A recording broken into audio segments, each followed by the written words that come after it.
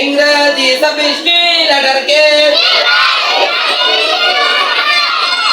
লেখার সুবিধার্থে 5 ভাগে ভাগ করা হইয়াছে। 1 নম্বরে 8টি লেটার ILUF ESTJ।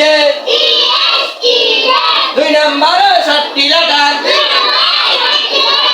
NBWY